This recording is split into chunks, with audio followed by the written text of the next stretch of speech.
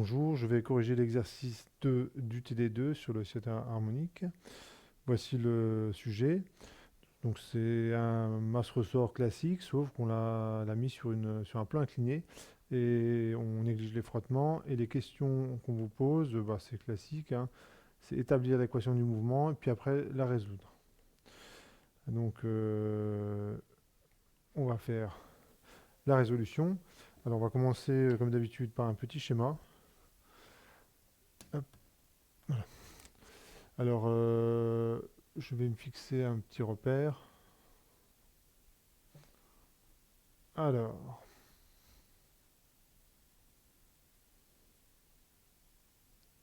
voilà, vous avez la masse sur un plan incliné qui est accrochée à un ressort. Donc, quand on commence un exercice, c'est bien de faire un petit schéma. Ça permet de prendre connaissance de l'énoncé. Et l'origine du repère, je la mets ici. Et je vais établir l'équation du mouvement. Donc, je fais la question 1. Alors, pour ce type de résolution, on commence par définir le référentiel terrestre supposé galiléen. Bon, voilà. Le système, je ne l'écris pas pour économiser un peu de place sur le tableau. Le système, c'est la masse qui est ici. Le bilan des forces, vous avez le poids qui est vertical. Et vous avez, comme ceci, l'angle alpha, il est là par rapport à l'horizontale. Et vous avez évidemment la tension, enfin la force de rappel du ressort. Donc le bilan des forces, vous avez le poids qui est vertical et la force de rappel du ressort. Donc la force de rappel du ressort, moi ce que je vous avais dit, c'est qu'on peut l'écrire comme ceci. U extérieur. L c'est la longueur du ressort, K c'est sa raideur, L0 c'est sa longueur à vide, et U extérieur c'est un vecteur unitaire qui est suivant l'axe du ressort et qui est toujours orienté vers l'extérieur du ressort du côté où on accroche le système. Donc je répète, donc U extérieur c'est un vecteur unitaire, donc c'est sa norme C1, qui est toujours orienté, enfin qui est toujours dans la direction du ressort, donc il est comme ceci, et dont le sens est l'extérieur du ressort. Donc le U extérieur, il serait comme ceci. Je le mets un peu sur le côté pour que vous voyez bien. C'est un vecteur qui est comme ceci. Effectivement, je suis au niveau de cette extrémité, puisque c'est là où j'ai accroché mon système. Et un vecteur qui est dirigé vers l'extérieur du système, suivant le ressort, il est comme ça. Donc en fait, U extérieur, c'est le vecteur X, tout simplement. Voilà, la longueur du ressort, ce n'est rien d'autre que X. Ce truc-là, c'est X. Ensuite, on écrit le principe fondamental de la dynamique. Donc la masse fois l'accélération, c'est le poids plus la force de rappel du ressort. Et ce qu'on va faire maintenant, c'est projeter cette équation suivant l'axe où il se passe quelque chose, c'est-à-dire l'axe des x. Donc on fait la projection, ça donne quoi? Mx seconde, donc je dérive 2 fois x par rapport au temps, c'est égal. Alors voilà, là je me retrouve à projeter le poids. Alors au niveau de la projection, c'est quelque chose qu'il faut savoir faire. Donc la projection, je vais vous présenter ça comme la projection du nombre sur le sol, par exemple. Là, on parle de projection orthogonale. Donc il faut imaginer que vous avez le soleil qui est exactement au-dessus de votre tête. Hein, donc quelque part sur Terre, ça c'est le cas. Il est exactement au-dessus de votre tête. Et l'ombre portée au niveau du sol, eh ben, c'est la projection orthogonale de tout ce qui est au-dessus du sol. Donc je précise ce que je veux dire. Donc je vais reprendre cette partie du schéma. Vous avez l'axe des x qui est comme ceci. Donc on va dire que c'est le sol. Alors je sais bien qu'il n'est pas horizontal, mais c'est pour que ça corresponde à ce schéma-là. Et je dois projeter un vecteur. Alors je vais je vais le déplacer légèrement le vecteur. L'extrémité, je vais la positionner exactement au niveau du sol, hein, comme si je. Donc il faut voir le poids là, ce vecteur-là, comme un objet quelconque qui dépasse du sol. Et comme vous avez le soleil au-dessus de votre tête, vous avez les rayons lumineux.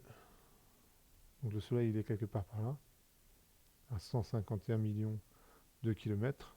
Donc évidemment, c'est une représentation très naïve.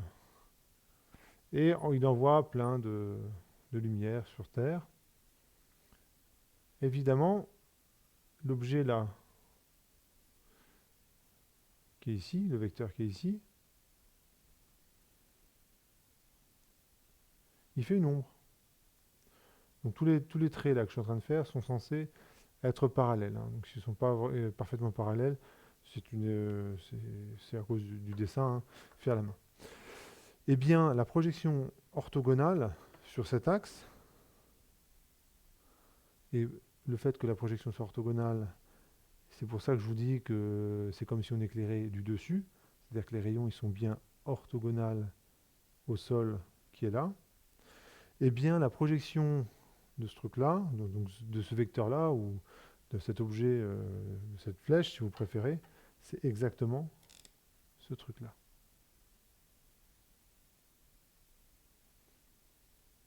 C'est l'ombre portée sur le sol qui est ici. Hein, donc voilà, c'est ça, vous pouvez voir ça comme ça, une projection. Hein, c'est une projection orthogonale. Donc, dans mon schéma, ce que je constate, donc il y a différentes façons de procéder. Soit on fait de la trigo habituelle, alors on peut se convaincre assez facilement que l'angle alpha qui est là, donc qui serait, pour bien faire ici, et bien je vais le retrouver ici. Donc là, cette longueur sur cette longueur, l'hypoténuse, c'est par définition sinus alpha. Donc ça c'est une première façon de procéder. Donc la projection orthogonale du poids suivant l'axe des x, c'est la norme du vecteur P fois sinus alpha. Donc là, normalement, je peux déjà l'écrire, après tout. C'est mg sinus alpha. Ça, c'est la première méthode. Une autre méthode,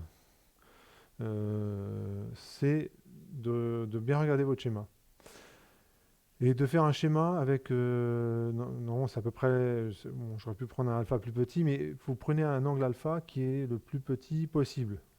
Hein, il ne s'agit pas non plus de prendre un angle alpha tellement petit qu'à la fin, on ne le voit même plus. C'est-à-dire qu'on ne sait même plus que c'est penché. Donc il faut prendre un angle alpha assez petit, ce qui vous permet de ne pas faire l'erreur quand vous projetez entre mettre un sinus ou un cosinus. Pourquoi? Parce que je sais que quand je fais une projection, j'aurai du sinus alpha ou du cos alpha. Voilà. Je parle un peu de ce principe-là quand il y a une projection. Et donc la question, c'est de savoir, alors je mets quoi? Sinus alpha ou cos alpha? Et quand je prends un angle alpha petit, si je mets sinus alpha, ça va correspondre à une projection qui est petite. Parce que sinus alpha est petit lorsque alpha est petit. Alors que cosinus alpha, lui, il est plutôt égal à 1 lorsque alpha est petit. Donc je regarde mon schéma, et la projection, elle est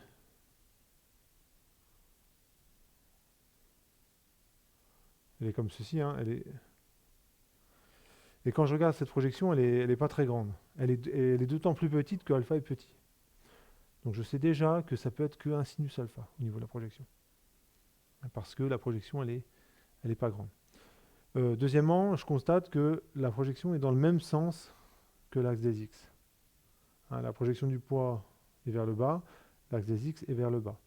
Et sans surprise, le poids entraîne la masse le long de l'axe des x. Donc ça c'est cohérent, quoi, hein.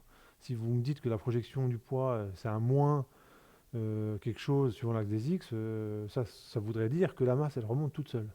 Ce qui serait absolument génial comme résultat.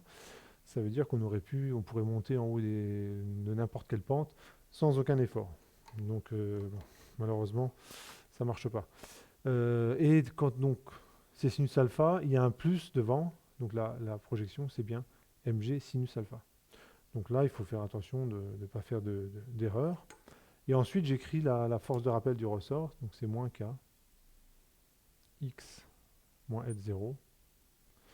Et le vecteur U extérieur, c'est marqué ici, c'est le vecteur unitaire x et dont la projection sur l'axe des x fait 1. Donc voilà pour le... En fait, j'ai fini la mise en équation, elle est là. Et je vais maintenant... Alors, j'encadre ce résultat, mais il faut normalement, ce résultat, il faut le travailler un petit peu. Je veux dire que même si j'ai répondu à la question, après tout, je l'ai, mon équation du mouvement. Je vais m'arranger pour qu'il y ait un coefficient 1 devant la dérivée seconde. Je vais faire apparaître ce qu'on appelle la pulsation propre, oméga 0, dans l'équation. Je vais faire apparaître aussi la position à l'équilibre, et ça va m'aider pour la résolution. Donc bon, je considère tout de même que j'ai répondu à la question 1, et maintenant je vais m'intéresser à la résolution. Voilà, donc je vais maintenant résoudre l'équation différentielle. Donc j'étais arrivé ici, à cette équation-là. mg sinus alpha moins k x moins 0. Donc effectivement, là, je l'ai mon équadif, je la mets sous une forme qui est un peu plus sympathique. Je divise l'ensemble de l'équation par m. Et dans la foulée, le terme qui va être proportionnel à x, hop, je le passe de l'autre côté. Donc ça donne ceci.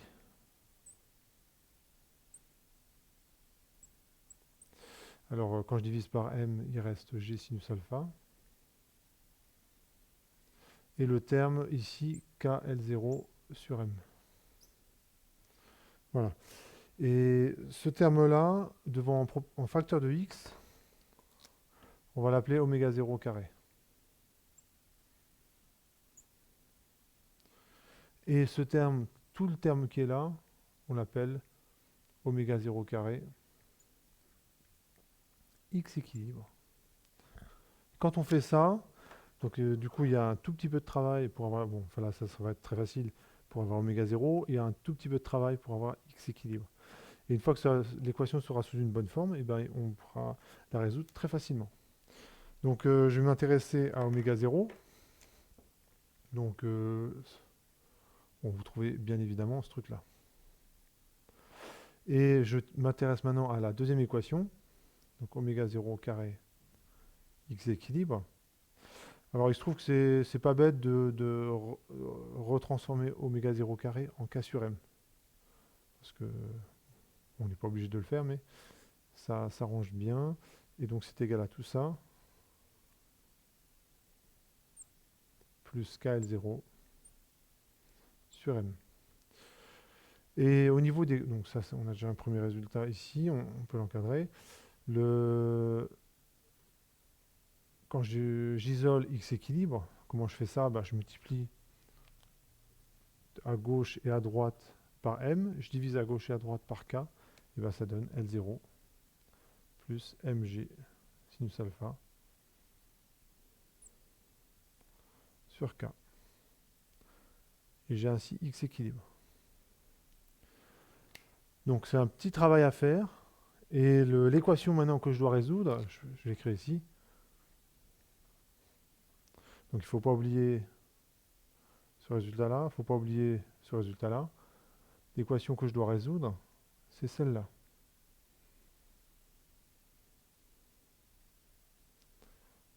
Et l'avantage de cette approche-là, c'est que quand on a l'habitude, donc ça va venir progressivement, c'est que oméga 0 et x équilibre ont un sens physique très clair, donc vous allez, la résolution quasiment, il n'y a même pas besoin de la faire. Vous connaissez la réponse. Hein, oméga 0, c'est 2π fois la fréquence propre, et x équilibre, c'est la position d'équilibre. Donc là, je vais maintenant résoudre vraiment cette équation différentielle-là. Hein. J'étais parti de là, c'est une forme qui est tout à fait correcte, mais pas forcément très parlant. a une forme qui, normalement, est beaucoup plus parlante. Alors, je vais maintenant résoudre cette équation différentielle. Alors, la méthode qu'on utilise, c'est premièrement, on écrit la solution sans second membre. Je la note x1. Et c'est toujours comme ça. Hein, a cosinus oméga 0t plus b sinus oméga 0t. Et il apparaît deux constantes a et b qui vont dépendre des conditions initiales. Donc en fait, on va s'occuper de a et b un petit peu plus loin. Donc un peu de patience, s'il vous plaît. La solution particulière. La solution particulière, c'est comme son nom l'indique, c'est une solution que vous devez trouver de cet équadif, enfin qui vérifie l'équadif en entier. Alors il y a une solution qui est très simple, qui physiquement, vous pouvez l'observer très facilement, c'est que la masse ne bouge pas du tout. Donc on peut vérifier que cette solution, elle fait l'affaire. En effet, si vous prenez x2, qui est une constante, lorsque je la dérive par rapport au temps, ça va faire 0. Lorsque je remplace x2 par x équilibre, ben, je vois de manière évidente que cette égalité, elle est vérifiée, donc effectivement, cette solution convient. Dans la suite de l'année, ben, on verra que c'est cette solution-là qui va nous embêter de plus en plus. Donc pour l'instant, elle ne pose pas de problème.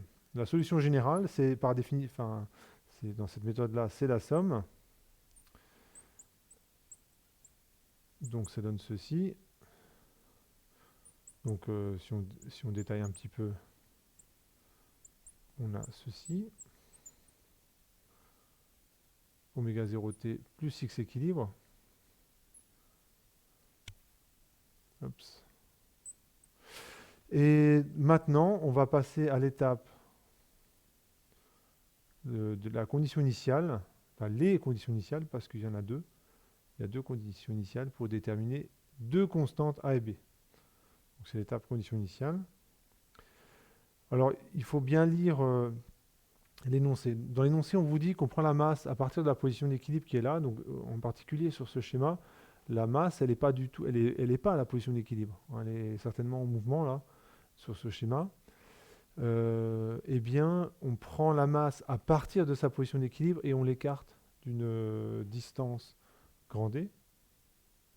Donc, x, c'est écrit x équilibre plus grand D. La vitesse initiale, donc je vais quand même vérifier les conditions initiales, j'ai un doute. Résoudre une équation.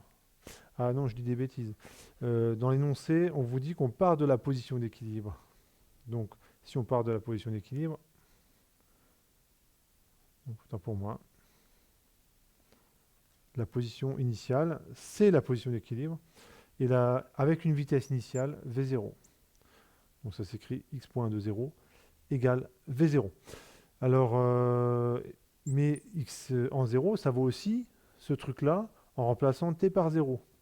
Donc ça fait a cosinus de 0 plus b sinus de 0 plus x équilibre. Et ça vaut a plus x équilibre. Et quand vous regardez ça et ça, bah forcément a, ça vaut 0. Donc on a déjà sur les deux constantes, on en a une. Maintenant, je m'intéresse à cette équation-là.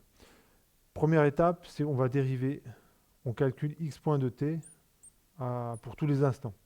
Parce que la dérivée présente une difficulté, enfin une difficulté, plus quand on a vraiment l'habitude de ces trucs-là, mais au début, on fait attention. Quand je dérive le cosinus, on sait que ça donne un moins sinus. Et l'oméga 0, on sait qu'il sort.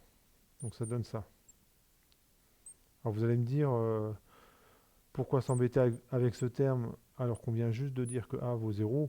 Bon, c'est juste quelque chose que je fais un peu machinalement. Donc finalement, quelle que soit la valeur de A, j'ai l'habitude de l'écrire. Et quand je dérive le sinus, ça donne un cosinus. Et on a aussi un oméga 0 qui sort. Maintenant, je remplace t par 0. Donc j'ai encore un peu de place. quand je remplace t par 0, je me retrouve avec sinus de 0. Mais sinus de 0, je l'avais déjà utilisé là, c'est égal à 0. Hein, ce truc-là est nul et ce truc-là vaut 1. Donc ça, c'est des propriétés des sinus et cosinus, enfin, une des propriétés qu'il faut connaître. Donc lorsque je remplace t par 0, ce terme-là disparaît. Donc ça fait rien. Et b oméga 0 fois cosinus de 0, c'est-à-dire 1, ça reste. Et bien ce truc-là, c'est aussi égal à V0. Et donc finalement, j'ai la valeur de B qui vaut V0 sur oméga 0.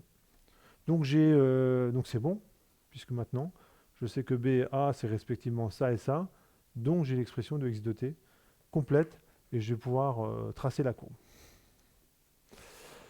Voilà, j'ai obtenu ce résultat-là. Alors je vous rappelle que oméga 0, c'est un petit peu, vous revenez un petit peu en arrière, c'est racine de k sur m, x équilibre, c'était L0 plus mg sinus alpha sur k.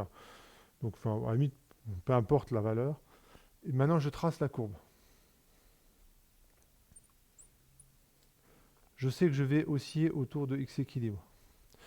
Ce que je regarde, c'est la valeur maximale que va prendre x, hein, parce que la fonction sinusoïdale, c'est un truc, ça fait comme ça.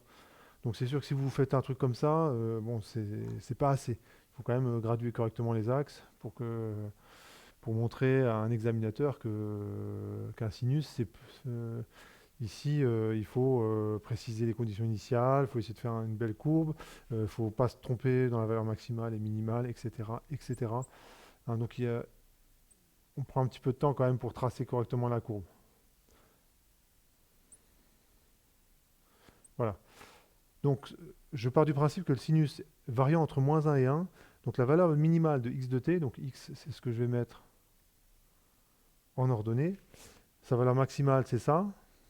Sa valeur minimale, c'est ça. Donc, en fait, c'est lorsque le cosinus vaut moins 1 et le sinus vaut plus 1, moins 1. La valeur à l'équilibre, elle est là, comme ça on la visualise bien. Ensuite, vous avez la valeur maximale qui est là, la valeur minimale qui est là. Je positionne les conditions initiales. Donc les conditions initiales, je vous rappelle, on partait de x équilibre. Donc placer les conditions initiales sur le schéma, c'est rien du tout. Il suffit de savoir lire. Hein, et vous ne pouvez pas argumenter, ah, j'ai mal mis les conditions initiales parce que j'ai fait une erreur de calcul. Non, il y a zéro calcul à faire. Vous savez que vous partez de x équilibre, donc vous partez de x équilibre. Vous savez que vous partez avec une vitesse v0, donc voilà, vous partez avec une vitesse non nulle. Hein, je vous rappelle que la vitesse, en fait, c'est la pente de cette courbe, hein, parce que je trace x en fonction du temps. Donc normalement, avec tout ce que j'ai marqué là, c'est très facile de tracer la courbe. Il faut que je scie entre là et là. Ça fait quelque chose comme ça. Voilà. Bon, vous faites au mieux pour le tracer. Au niveau de la graduation, il manque juste une chose, c'est la graduation de l'axe des abscisses. Donc c'est bien de préciser, donc soit vous prenez 2 minimum, soit 2 maximum, soit lorsque la courbe passe par x-équilibre sur un front descendant, donc entre là et là. Mais ça, je n'ai pas l'habitude de faire ça parce que expérimentalement, c'est plus facile, c'est plus difficile à voir que de repérer un maximum, je trouve. Donc j'ai pris l'habitude de représenter la période entre 2 maximum ou 2 minimum. Et la période, on peut montrer que c'est 2π sur oméga 0. Voilà, donc le tracé est fait, donc ça n'a rien d'extraordinaire hein, de tracer une fonction sinusoïdale, mais il y a 2-3 petites choses auxquelles il faut faire attention. Voilà pour cet exercice.